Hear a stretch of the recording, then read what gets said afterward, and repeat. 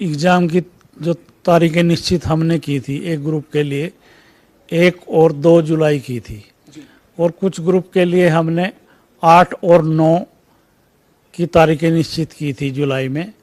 कुछ ग्रुप के लिए हमने 15 और 16 तारीखें जुलाई की ही निश्चित की थी, मगर हम ये डेट जो है पोस्टपोन कर रहे हैं आज। वो हम इसलिए कर रहे हैं कि हम आज या कल में ही सीईटी का डिटेल रिजल्ट डाल रहे हैं।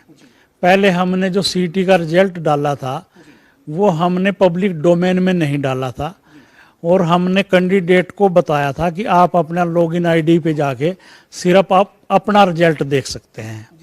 तो अब हमने, चूंकि हमने ग्रुप वाइज कट ऑफ बतानी पड़ेगी, कैटेगरी वाइज बतानी पड़ेगी, तो कोई कैंडिडेट ये आरोप ना लगा दे कि इन्होंने किसी ऐसे कैंडिडेट को शॉर्ट लिस्टेड कर लिया है जिसके मार्क्स कम थे। तो इस आरोप से बचने के लिए आयोग ने ये निर्णय लिया है आज ही कि हम जो एग्ज़ाम की तारीखें हैं उनको पीछे ले जा रहे हैं, पोस्टपोन कर रहे हैं। डिटेल रिजल्ट हम डाल रहे हैं आज और कट ऑफ बताने के बाद ही हम जो है अगली परीक्षाओं की घोषणा करेंगे। खत्री साहब, ये तो आपकी जो ट्रांसपेरेंसी है उसका एक पार्ट हुआ, चूंकि आपने कहा कि कोई युवा आरोप ना लगा दे। युवा के आरोप से पहले ही आपकी जो ट्रांसपेरेंसी है उस लिहाज से भी सभी का रिजल्ट, डिटेल रिजल्ट सबके सामने होगा, तो कोई मुकदमा कोर्ट में नहीं जाएगा, कोर्ट में मुकदमेबाजी भी नहीं होगी और युवाओं का जो स्थिति है वो भी क्लियर हो जाएगी। मतलब इसलिए ये फैसला लिया गया है। बिल्कुल बिल्कुल, आपने बिल्कुल सही कहा कि कोई कोर्ट में भी नहीं जाएगा और ये आरोप भी नहीं लगाएगा कि पिक एंड चूज किया है। अब पब्लिक डोमेन में सारा रिजल्ट जानने से एक दूसरे का भी रिजल्ट पता होगा और इसके साथ साथ हम उस रिजल्ट में सोशो इकोनॉमिक के नंबर जो कैंडिडेट ने क्लेम किए हैं वो भी बता रहे हैं सबको। तो कैंडिडेट को ये पता लग जाए कि दूसरे व्यक्ति ने झूठ बोल के सोशो इकोनॉमिक नंबर लिए हैं, या उसी को ये लगे कि मेरे ये नंबर जुड़ के आ रहे हैं जो मैंने फॉरगो कर लिए थे या विड्रॉल कर लिए थे। उस स्थिति में भी उसको मौका देंगे कि कल उसके ऊपर एफआईआर दर्ज ना हो फाल्स इन्फॉर्मेशन की, या हम उसको सिलेक्शन करने के बाद बाहर ना करें, ऐसी स्थिति ना हो। तो हम सब कुछ आज पब्लिक डोमेन में आज या कल में डालने जा रहे हैं। तो ये सर, आपने जो 1-2 जुलाई को, फिर 8-9 जुलाई को, 15-16 जुलाई को जो अलग अलग चरण में आपने कैटेगरी के हिसाब से एग्जाम लेने की तैयारी की थी, अब आप इसको पोस्टपोन करें चूंकि आप पूरा डिटेल रिजल्ट जो है वो डालने जा रहे हैं, तो इसके बाद सर फिर प्रोसेस कितना और ज़्यादा लंबा हो जाएगा? मतलब कितने दिनों बाद आप ये परीक्षा ले पाएंगे? मतलब टेंटेटिव क्या उम्मीद करते हैं सर? अब हमारा जो शेड्यूल बनेगा वो लगभग 15 और 16 जुलाई के बाद ही बनेगा और 15 और 16 जुलाई के बाद हर सैटरडे और संडे को हमारा एग्ज़ाम जैसे हमने पहले शेड्यूल बनाया था, अब वो शेड्यूल एज इट इज रहेगा, पर 15-16 के बाद ये शेड्यूल जा रहा है। अब सर, इसके साथ ही जो आपने एक फार्मूला बनाया है ग्रुप सी के लिए, स्क्रीनिंग के लिए, कि जो कुल अभ्यर्थी है उनका आप जो मेरिट में जो टॉपर है यानी 4x4 है उनको आप बुला रहे हैं, लेकिन इस मामले में विपक्ष भी राजनीतिक तौर पर भी सरकार को घेर रहा है, कर्मचारी चयन आयोग पर सवाल खड़े कर रहा है कि ये क्या फार्मूला है कि आप सिर्फ 4 गुना को बुला रहे हो, जब 3.5 लाख लोगों ने परीक्षा पास की है, तो फिर आप उनको सबको मौका क्यों नहीं दे रहे हो? नहीं, ये तो सीईटी एक्ट का पार्ट है, जो इंस्ट्रक्शंस और एक्ट सरकार ने निर्धारित किए हैं, हम तो उसके हिसाब से चलेंगे। सरकार ने जो एक्ट बनाया है हम तो फॉलो करना पड़ेगा ना वो।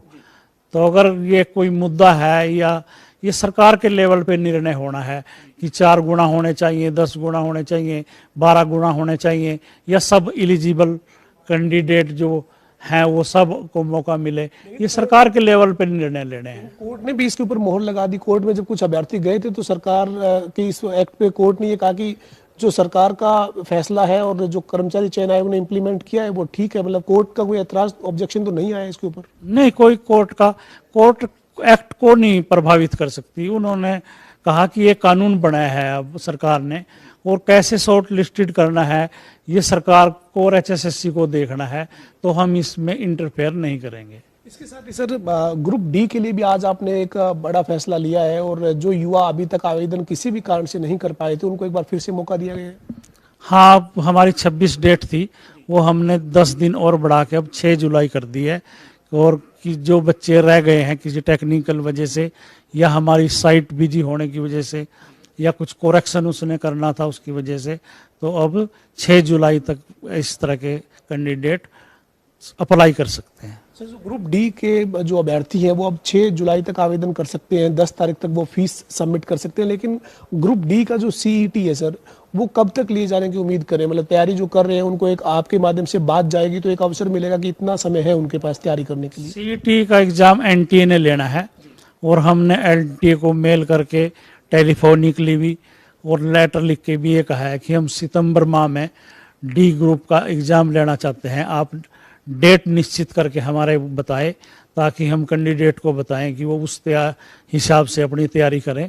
तो एनटीए को फैसला करना है कि सितंबर की कौन सी तारीखों में वो एग्जाम ले रहे हैं। सर, आप जो ग्रुप सी का जो सीईटी जो क्वालिफाई जिनका अभी आप स्क्रीनिंग लेने जा रहे थे, जिनके लिए अभी आप डिटेल रिजल्ट डालेंगे, उसके बाद आप उनका एग्जाम लेंगे, लेकिन ये कुछ दिक्कतें आ रही थी सर, किसी के एडमिट कार्ड की या कोई जो मैसेज नहीं मिल रहे थे, तो वो अब दुरुस्त होके ही मतलब सारी प्रक्रिया अपडेट हो जाएगी?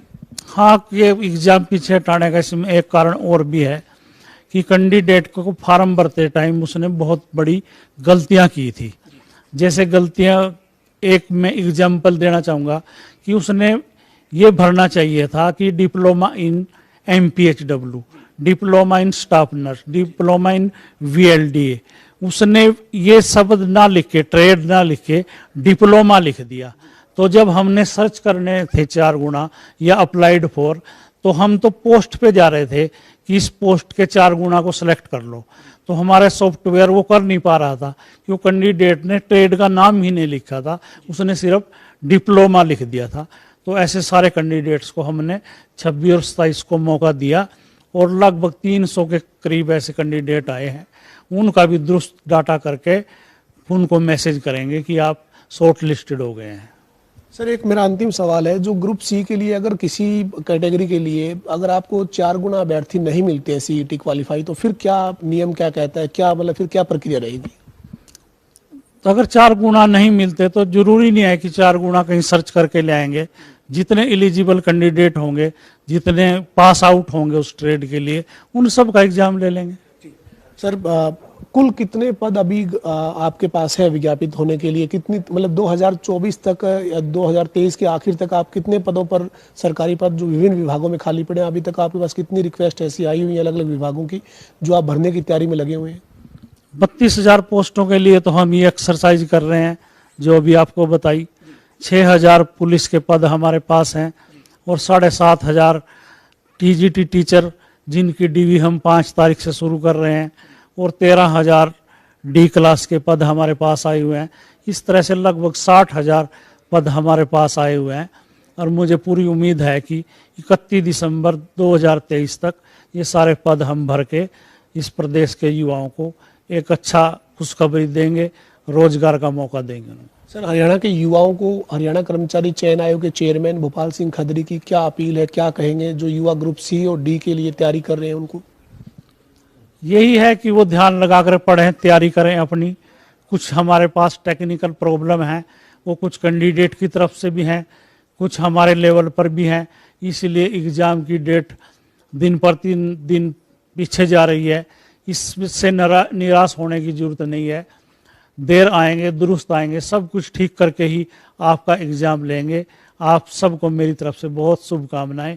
आप अपने एग्ज़ाम की तैयारी कीजिए।